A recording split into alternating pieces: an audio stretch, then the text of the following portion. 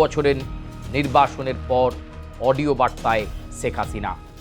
I speak as someone who has spent her life with the people of Bangladesh. প্রতিদিন বাংলাদেশে সংখ্যালঘুরা অত্যাচারিত হচ্ছে। 10,000 আওয়ামী লীগ কর্মীর খোঁজ নেই, তার হৃদয় কেঁদে উঠেছে বলছেন শেখ হাসিনা। বাংলাদেশের পরিস্থিতি দুর্বিষহ, আমার দেশ বাংলাদেশ ভালো নেই। ঋণে কারজায় ডুবে রয়েছে বাংলাদেশ।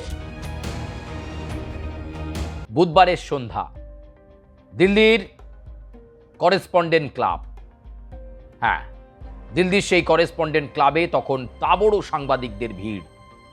আর খানিকক্ষণের মধ্যেই যার ভাষণ শোনার জন্য অপেক্ষা, তিনি কি বার্তা দেন গোটা বিশ্ব তাকিয়ে, বিশেষ করে পশ্চিম এশিয়া দক্ষিণ এশিয়ার দেশগুলো তো তাকিয়েই রয়েছে।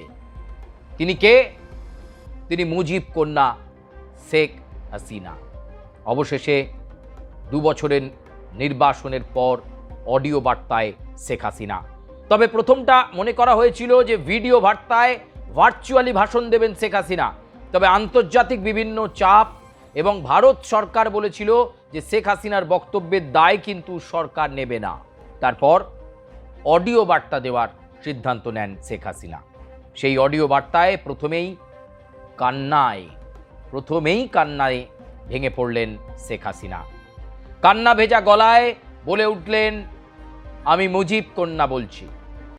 Today, I speak not only as someone who had the honor of serving Bangladesh 5 times as a Prime Minister, but also as the daughter of the father of the nation, Bangabandhu Sheikh Mujibur Rahman.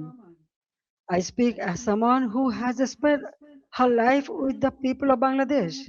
I was forced away from my country, but I was never separated from my people. বিগত 2 বছর ধরে বাংলাদেশের মানুষকে যন্ত্রণা পেতে দেখেছি। বিগত 2 বছর ধরে বাংলাদেশে কি যন্ত্রণাকর পরিস্থিতির মধ্য দিয়ে মানুষ অতিবাহিত করেছে সেটা আমি দেখেছি, সেটা আমি বুঝেছি, সেটা আমি অনুভব করেছি। কান্না ভেজা কণ্ঠে বলে উঠলেন শেখ হাসিনা। তারপর তিনি বললেন, আমি দেশে ফিরবই, আমাকে মানুষের জন্য ফিরতে হবে, দেশকে সঠিক পথে আনবার জন্য আমাকে দেশে ফিরতেই হবে বলে উঠলেন অডিও বার্তায় শেখ হাসিনা। বহুদিন পর প্রিয় নেত্রীর কণ্ঠ শুনতে পেয়ে বাংলাদেশের মানুষ বোধহয় উজ্জীবিত হলেন। যদিও বিভিন্ন ক্ষেত্রে তার বক্তব্য শোনানো নিষিদ্ধ ছিল, কিন্তু সোশ্যাল মিডিয়া মারফত শেখ হাসিনার সেই অডিও বার্তা ভাইরাল হয়ে গেল। দেশবাসীর উদ্দেশ্যে সেই কাতর আবেদন করলেন শেখ হাসিনা। বঙ্গবন্ধু মুজিবুর রহমানের কন্যা শেখ হাসিনা তার অডিও বার্তায় বলে উঠলেন, ভয়াবহ নির্যাতন চলছে বাংলাদেশে, সংখ্যালঘুদের উপর আক্রমণ চলছে, সংখ্যালঘুদের উপর আক্রমণ বন্ধ নেই, প্রতিদিন বাংলাদেশে সংখ্যালঘুরা অত্যাচারিত হচ্ছে। তিনি এটা বললেন বিগত 2 বছরেরও বেশি সময় ধরে, নাম না করে আসলে তিনি তৎকালীন অন্তর্বর্তী সরকারের প্রধান উপদেষ্টা ডক্টর ইউনূসের কথা বললেন। তার সময়কালে 10,000 আওয়ামী লীগ কর্মীর কোনো খোঁজ নেই, তারা বেপাত্তা হয়ে গেছেন, নাকি তারা পৃথিবীতেই নেই। 10,000 আওয়ামী লীগ কর্মীর খোঁজ নেই, তার হৃদয় কেঁদে উঠেছে বলছেন শেখ হাসিনা। শেখ হাসিনা বলছেন, আমাকে দেশে ফিরতেই হবে সেই সব পরিবারগুলোর পাশে দাঁড়ানোর জন্য। ছাত্রদেরকে অস্ত্র করে সরকার বদলি ছিল আসলে উদ্দেশ্য, এবং উদ্দেশ্য প্রণোদিতভাবে সরকার বদল করা হয়েছে মন্তব্য করলেন শেখ হাসিনা। বিচারের জন্য কোনো বিচার প্রক্রিয়া সঠিকভাবে হলোই না। বিচারের বদলে অপরাধীদের মুক্তি দিয়ে দেওয়া হয়েছে। বাংলাদেশে বিগত কয়েক বছরে নোটোরিয়াস যারা ক্রিমিনাল তারা বাইরে ঘুরে বেরিয়েছেন, বাইরে তারা দাপট দেখিয়েছেন। বাংলাদেশের পরিস্থিতি ভয়াবহ, বাংলাদেশের পরিস্থিতি দুর্বিষহ, আমার দেশ বাংলাদেশ ভালো নেই বলে উঠলেন শেখ হাসিনা। এছাড়াও মুজিব কন্যা বললেন, বাংলাদেশের অর্থনীতি সম্পূর্ণরূপে ধ্বংসের মুখে, অর্থনীতি ধ্বংস হয়ে গেছে। শুধু তাই নয়, বিএনপি সরকার মাসে 900 কোটি টাকা ঋণ নিয়ে চলছে। 900 কোটি টাকা ঋণ নিয়ে তারেক রহমানের সরকার চলছে ঋণে, কর্জায় ডুবে রয়েছে বাংলাদেশ। সেই ঋণ থেকে মুক্ত করতে হবে বাংলাদেশ, সেই কর্জা থেকে মুক্ত করতে হবে বাংলাদেশকে, ডাক দিলেন শেখ হাসিনা। তিনি বললেন, পড়ুয়াদের আবেগকে হাতিয়ার করে সরকার বদল হয়েছে ঠিকই, কিন্তু বাংলাদেশের মানুষের স্বার্থ পূরণে কোনো নজর নেই। বাংলাদেশের মানুষ ভালো নেই, বাংলাদেশের মানুষ ভালো থাকতে পারে না এই পরিস্থিতিতে। এবং তিনি বললেন, 81-তে যেমন জিয়াউর রহমানকে ঠেকানো যায়নি, তাকেও ঠেকানো যাবে না। কার্যত অডিও বার্তায় হুঁশিয়ারি দিলেন শেখ হাসিনা। এবং সন্ধ্যে 6টা থেকে করেসপন্ডেন্ট ক্লাবের ওই অডিও বার্তার দিকে সকলের নজর ছিল যে শেখ হাসিনা কি বলেন। আত্মপ্রত্যয়ী হয়ে তিনি বললেন, 81-তে জিয়াউর রহমানকে আটকানো যায়নি, তাই মুজিব কন্যা শেখ হাসিনাকেও রোখা যাবে না। দেশে আমি ফিরবই, দেশে আমাকে ফিরতেই হবে, শত বাধা শত ষড়যন্ত্রকে পেরিয়ে দেশে আমি ফিরবই, দেশে আমি ফিরবই, দেশে আমি ফিরবই, আত্মপ্রত্যয়ী শেখ হাসিনা। তিনি বলেছেন যে 2 বছর ধরে মানুষ ভয়ের মধ্য দিয়ে কাটিয়েছে, মিথ্যা মামলা দেয়া হয়েছে, জেলে পোড়া হয়েছে আওয়ামী লীগকে, নিষিদ্ধ করে দেওয়া হয়েছে আওয়ামী লীগকে। দেশে ফিরে সেই সমস্ত অসহায় পরিবারগুলোর পাশে দাঁড়াতে হবে। আওয়ামী লীগকে নিয়ে নতুন দেশ গড়ার দিকে নজর দিতে হবে, বাংলাদেশকে যাতে নতুন ছন্দে নিয়ে চলা যায়, নতুনভাবে বাংলাদেশকে যাতে পথ চেনানো যায়। অর্থনীতি যেভাবে ধসে গেছে, সেই অর্থনৈতিক পরিকাঠামো উন্নয়নে জোর দিতে হবে। ভাষণের শেষে আবারও শেখ হাসিনা মনে করালেন তিনি ফিরছেন, তিনি ফিরছেন এবং নির্দিষ্ট সময়ে তিনি ফিরছেন। কয়েক মাস আগে ভারতীয় সংবাদ মাধ্যমকে সাক্ষাৎকারে যে কথা বলেছিলেন শেখ হাসিনা, ঠিক একই রকমভাবে অডিও বার্তাতেও এই কথাই বললেন। অর্থাৎ আপনার পুজো পৌঁছে যাক বিশ্বের দরবারে। প্রতি বছরের মতো এবারও আর+ নিউজ নিয়ে এলো শারদাঞ্জলির সেরা সম্মান 2026। অংশ নিতে সকাল 10টা থেকে সন্ধে 6টার মধ্যে সরাসরি যোগাযোগ করুন আমাদের অফিসে অথবা কল করুন 9836323248 এই নম্বরে। শারদাঞ্জলি শুধুমাত্র আর+ নিউজে। আমেরিকার গ্রিন সিগন্যাল হয়ে গিয়েছে।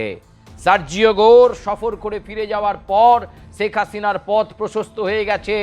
ভারতও সব রকম প্রস্তুতি সেরে রেখেছে। বর্ডারে গোয়েন্দারা, একেবারে ভারতীয় গোয়েন্দারা তীক্ষ্ণ নজর রেখেছে যাতে শেখ হাসিনার ফেরা নিয়ে বাংলাদেশে কোনো হুলুস তুলুস পরিস্থিতি আগে থেকেই তৈরি না হয়, যাতে বিচ্ছিন্নতাবাদী শক্তি অ্যাক্টিভ না হয়ে যায়, যাতে ভারত বিদ্বেষী কার্যকলাপ না হয়। ভারতীয় গোয়েন্দারা কড়া নজর রাখছে সেই পরিস্থিতির ওপর। আর তার মাঝে শেখ হাসিনা ফিরছেন বাংলাদেশে, নির্ধারিত সময়ে ফিরছেন। আবার তিনি হুঙ্কার দিয়েছেন, জিয়াউরকে আটকাতে যখন পারা যায়নি, শেখ হাসিনাকেও পারা যাবে না।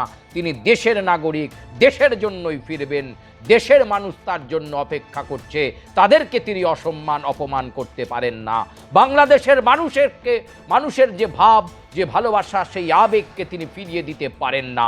তিনি ফিরবেন মানুষের জন্য, কথা বললেন শেখ হাসিনা। শেখ হাসিনার ভাষণের পরেই বাংলাদেশের পরিস্থিতি ঘোরেল হতে দেখা গেল। কারণ শেখ হাসিনার অডিও বার্তায় উপস্থিত থাকতে দেখা গিয়েছিল বাংলাদেশ ক্রিকেট দলের প্রাক্তন অধিনায়ক সাকিবুল হাসানকে। মুহূর্তের মধ্যে সেই ছবি ভাইরাল হতেই সাকিবুল হাসানের বাংলাদেশের বাড়িতে অগ্নি নিক্ষেপের ঘটনা। সাকিবুল হাসান কেন হাসিনার বার্তা শুনছেন ভাবুন একবার। প্রেক্ষাপট তৈরি হচ্ছে, বাংলাদেশে আবহাওয়ার পরিবর্তন ঘটছে এবং জামাত এবং বিএনপি চেষ্টা করছে শেখ হাসিনা ফেরার আগেই যদি বাংলাদেশকে একটা অগ্নিগর্ভ পরিস্থিতি তৈরি করা যায়, আবার যাতে একটা অস্থিরতা তৈরি করা যায়। বিএনপি সরকার, তারেক রহমানের সরকার সেই পরিস্থিতি সামলাতে পারবে তো? এমনিতেই 900 কোটি টাকার ঋণে ডুবে রয়েছে এই সরকার, তারপরেও তারা উঠে দাঁড়াতে পারবে তো? শেখ হাসিনা কিন্তু বলে দিয়েছেন নির্দিষ্ট সময়ে, নির্ধারিত সময়ে, চলতি বছরেই দেশে ফিরছেন তিনি, দেশে তিনি ফিরবেনই। ক্ষমতা থাকলে কেউ আটকে দেখা। কি রে, তোর বেশ র্যাশ হয়েছে দেখছি। হ্যাঁ রে, কি করবো বলতো, র্যাশগুলো কিছুতেই কমছে না। অনেক কিছু ইউজ করলাম তবুও কমছে না। তুই এম্বার গৌরীদেবী হসপিটালসে দেখাতে পারিস, ওখানে ভালো এক্সপিরিয়েন্স ডার্মাটোলজিস্ট আছে।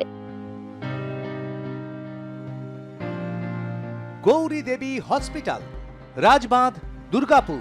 যোগাযোগ 8001003333, 8001113333।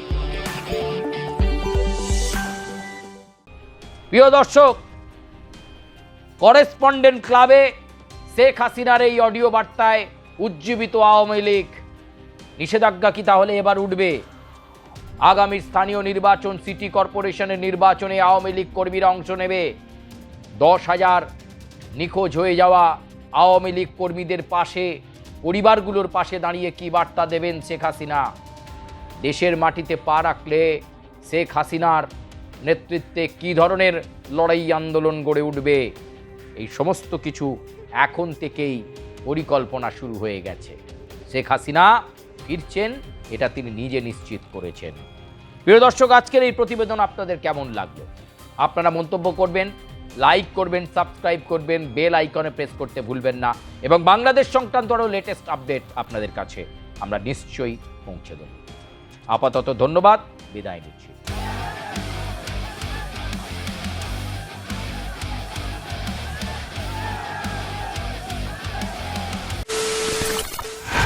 খবরের নামে প্রতিদিন সন্ধে আপনার ড্রয়িং রুমে কি শুধুই চিৎকার চেঁচামেচি হয়ে আসে?